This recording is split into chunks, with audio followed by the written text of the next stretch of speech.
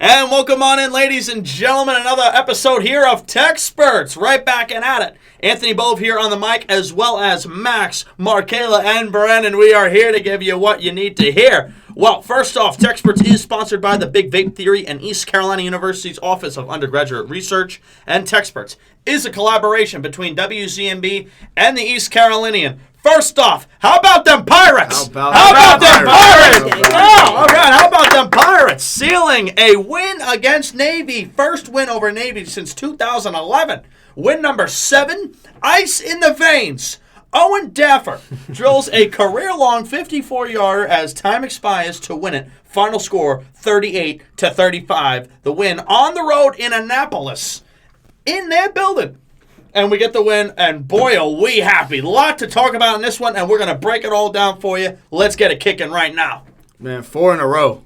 Woo! 4 in a row for the Pirates, man. And we're going into Cincy with all the momentum in the world, but we do have to take a little bit of a real step back and think about the fact that this is the number 4 team in the nation, and that ECU may have to fight for their lives in this game. But that being said, against Navy, it was a great game. It seemed pretty complete. It was a close neck-and-neck game all the way through. It was really, people were getting real nervous there in the fourth quarter. You know, We were relying on a long field goal to win this game, and Owen Daffer was just able to sink it and win the game for us.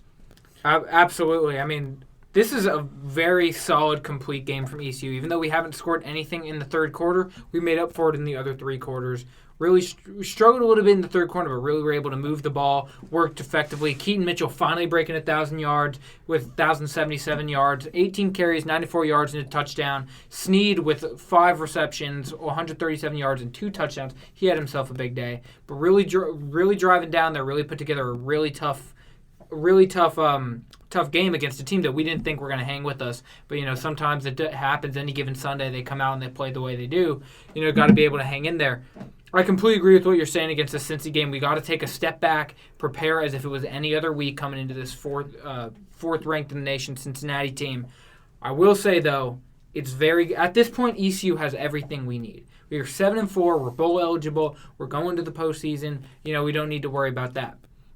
We have nothing to lose going into the Cincinnati game. No, absolutely not. We lose. We're expected to lose. Yeah. We go out and win, and we shock the nation. Cincinnati misses the playoffs if we win. Send them home. Send them home. We don't want anyone going from the AAC, that's not us. So send them home. Get them out of there. Let Notre Dame go for all I care. It was a really good game. I think our defense held their quarterback to only 37 passing yards, which is terrible for them. We got 405. Ailes got 405. That's crazy. Like you said, Mitchell broke 1,000. He had a good game. Rajah Harris, not in there as much. We're definitely going to need both of them if we're going to beat Cincinnati. But we got to play our best game this next game. We can't have anything slacking. Defense has to be there consistently like they have been. Ailes needs to have another great game. He needs to spread it out throughout the offense with the running, passing. It just has to be a great game where we're not going to stand a chance. With this Navy, game here.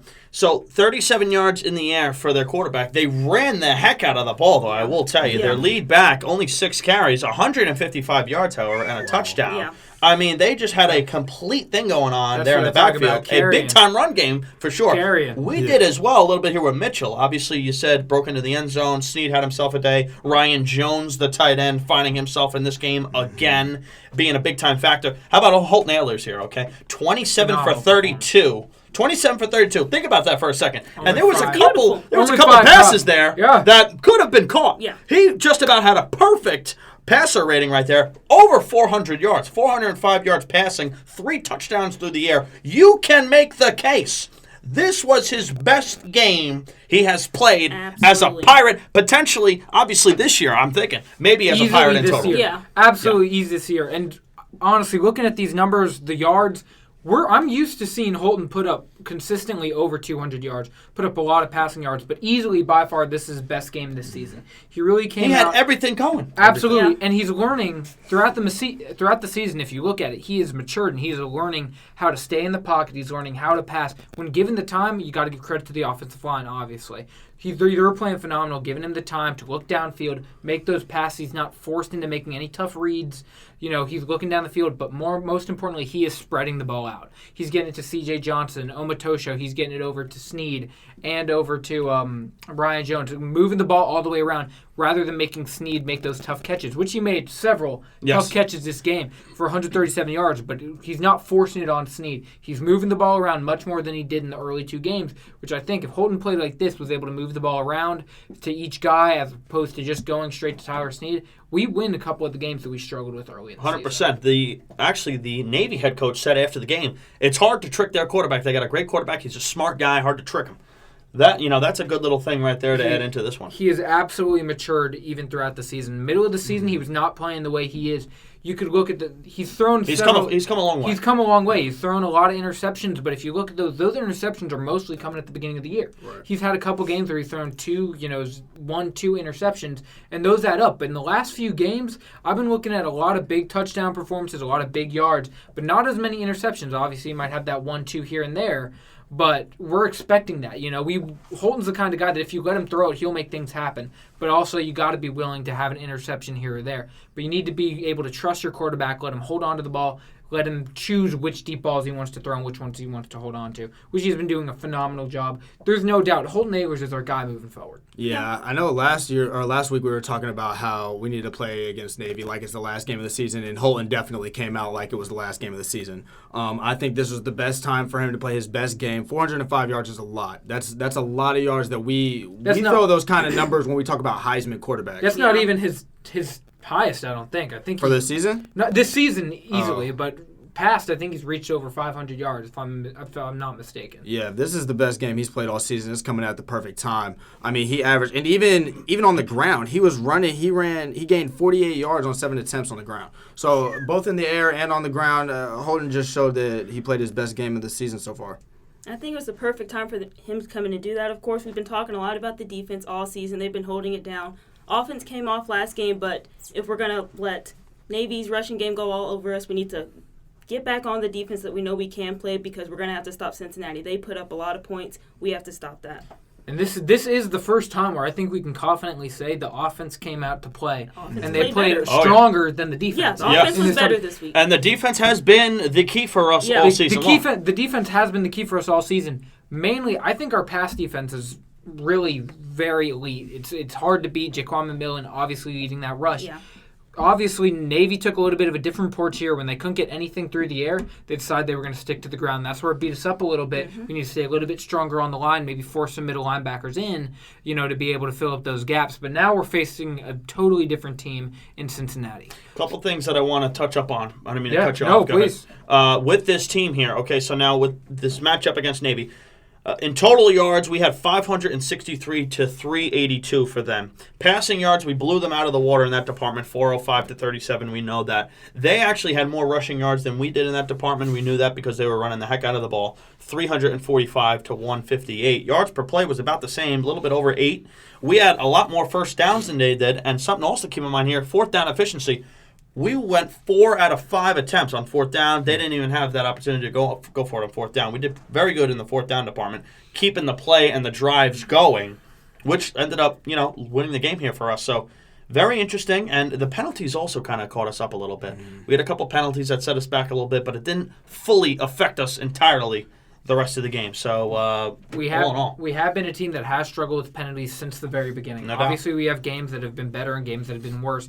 But the key is you're gonna run into penalties. You're gonna struggle here and there, but you got to be able to make it up. Yep. You got to be able to make it up with the offense. You got to be able to make it up with the defense, and that's what we did this game. So you can talk all about the penalties you want. You got to be better, obviously, on that end of the ball because Cincinnati's not going to let us get away with that. Right. I think, like you were saying earlier, ECU does play down to their competition, and I think Navy is kind of one of those schools that plays up to their competition. Like sometimes they just are able to bring more than what we see on paper.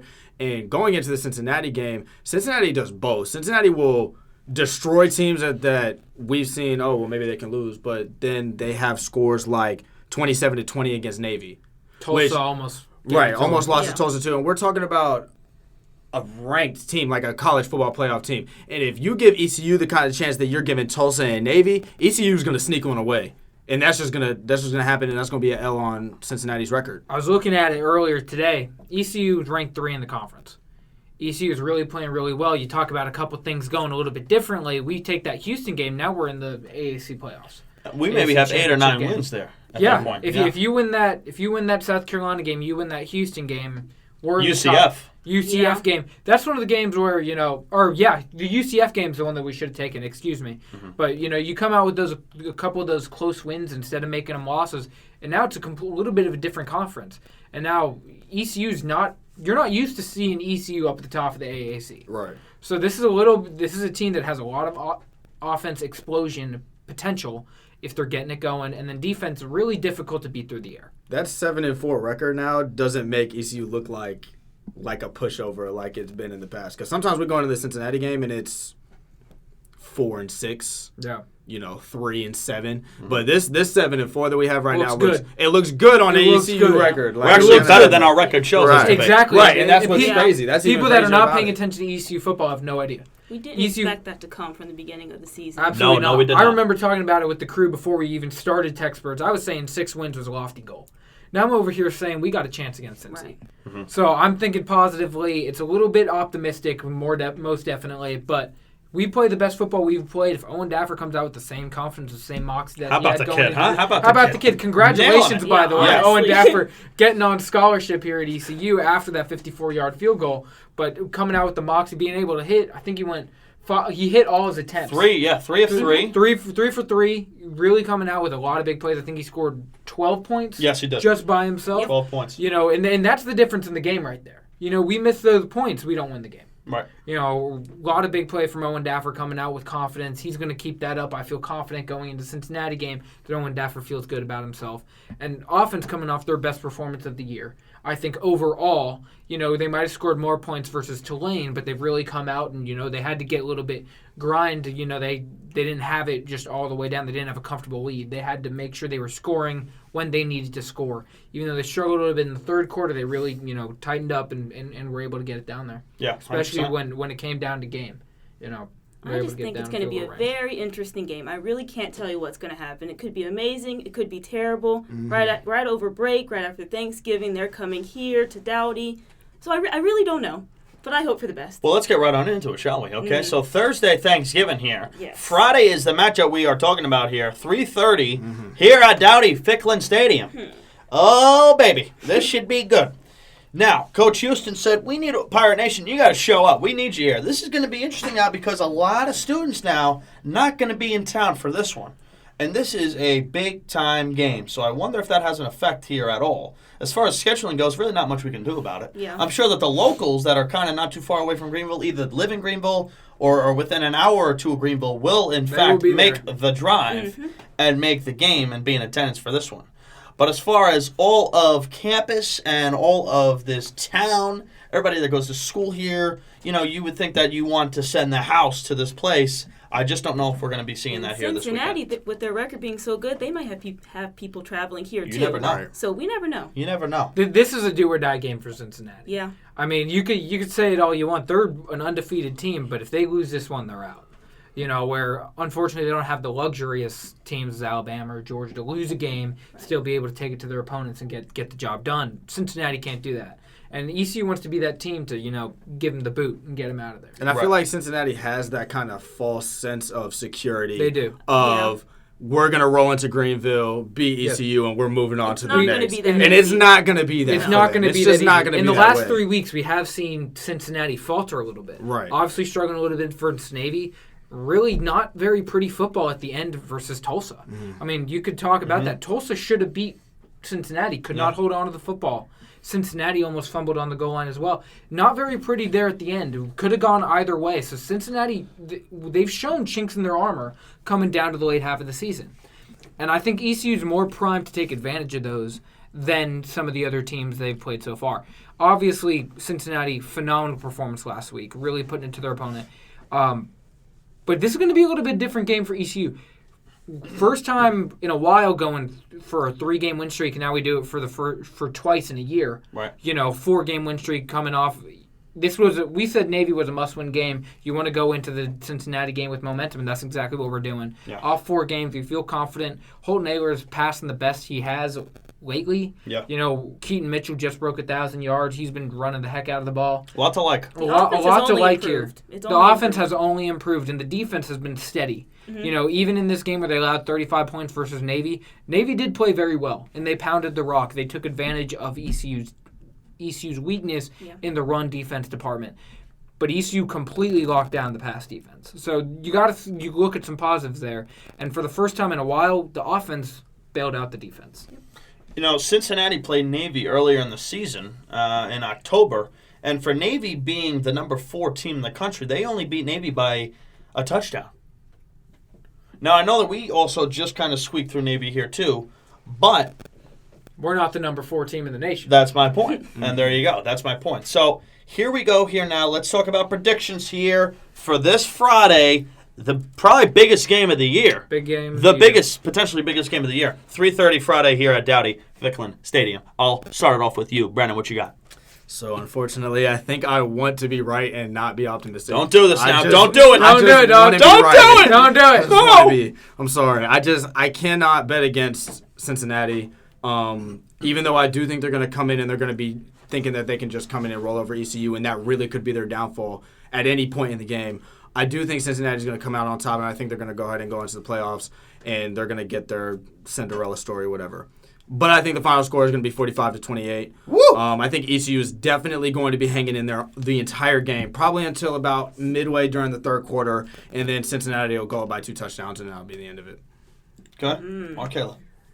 Well, I'm going to say that Cincinnati comes out on top. But I think it's going to be close. It's not going to be a blow. It's going to be like another Navy situation with them. So I'm going to say like 31-20. Why do I say that? I couldn't tell you. But that's what I'm going with because I think it's going to be close. But with the way they played, they're still undefeated. It's not going to be that easy, but I think they're going to come out on top. I hope I'm wrong. For me over here, I'm going to go final score of a 31-28. 28. Going to the ECU Pirates. Wow. Owen Daffer for the winning field goal? I'm going to take the left. I'm going to go Owen Daffer to hit another one. I don't know how it's coming down to it, but I'm going to take the left. I'm going to go ECU to come out and upset Cincinnati, send Cincinnati home. Now, I'm saying this. It's hopeful. Definitely not as realistic as some of the other predictions coming in today. However, I'm saying ECU's been on a 4-game win streak. They're coming on with intense momentum. I've had this conversation with a lot of my friends in a whole bunch of different groups. A lot of people think Cincinnati's going to win. They are the favorite to win here, but I think if Holton plays the way that he did, the defense has been playing very solid. They got nothing to lose coming out here, and they need to play like it. I think that the fact that it's actually Thanksgiving might actually help the ECU team, as Cincinnati is used to playing in stadiums that are completely packed. I think Cincinnati is one of those teams that even the Dowdy-Ficklen fans are not going to be able to shake. True. So if we make it like a day at practice, it might be beneficial for the ECU Pirates. So I'm taking 31-28 upset victory. So I was also had in mind about this Owen kid, maybe nailing another one Dude, at home. he's I was kind of reading your mind there. Kid's having some fun. Yeah, I kind of Kid's was having fun now. He's happy to be in Greenville. Let's get this kid rolling. Yeah, I was on the same exact wavelength as you. I mean, that's pretty crazy. So not necessarily that I want to, I could definitely see that happening. But now I got a curveball for you. I started thinking here. I'm starting to calculate a couple of the scores here. Okay, ready for this one now? I'm going to blow your minds. I'm going to have ECU winning this one as well. 75%. All right, now you ready for this one? You ready for this one now? Okay, but here's the deal. They're going to win it in the final seconds of the game, and it's not going to be by a field goal. They are going to win it on a 2-point conversion. I like At the goal line. I like it. We talked a 2-point conversion. They're either going to run the rock, or they're going to throw a little something to C.J. Johnson or Sneed. Or even Jones. I mean, watch out for one of them. Or maybe Holt might dive over the top himself. A Johnson jump ball to the corner of the end zone. I think I got Johnson winning the game on a 2-point conversion in the corner of the end zone. Jump ball. He goes up. He grabs it. He's got a foot down. We go in a reverse Memphis. 26-24. The final. 26-24. 26-24 the final. We are getting crazy on this one. If that is true, that is going to be such a fun game to watch. Let me tell you. If I am right, I will pay you $150. Oh, wait. That's on record. That's on record. Y'all hear that? If he wins, it has to be on a 2-point conversion. If they win 26, does it have to be C.J. Johnson? It has to be C.J. Johnson. Oh, man. It has to be C.J. $150. I got to look into a crystal ball here. This is crazy. If he gets I have no idea. Y'all heard that. Y'all want to get in on this one, too? Y'all want to throw a 50? Hey, I'm not giving you any money. If that happens, that means it's just meant to be. Yeah, that's just meant to be. All right, Max, I heard it. 150 from you. We need a 2-point conversion. Does it have to be that score? Yeah, everything's got to be right. Everything's got to be right. It's got to be 26 Everything's to 24. got to be right. a 2-point conversion to send ECU home happy. CJ Johnson, I hope you're listening. He's Woo, counting. I'm going to be looking at this score all Thanksgiving. Yeah, I'm going to be on the tip of my toes. Oh, boy, on the edge of my seat. Well, TECSpertZ is sponsored by the Big Vape Theory. I want to remind you all of that. And East Carolina University's Office of Undergraduate Research and TECSpertZ is a collaboration between WZMB and the East Carolinian. Ladies and gentlemen, I think that concludes another great, fine episode here of TECSpertZ. Thank you all for listening. Much appreciated. On the mic here, Anthony, Markayla, Max, and Brennan. Signing off. We'll see you next time. Have a great Thanksgiving, and let's go Pirates. Let's go Pirates.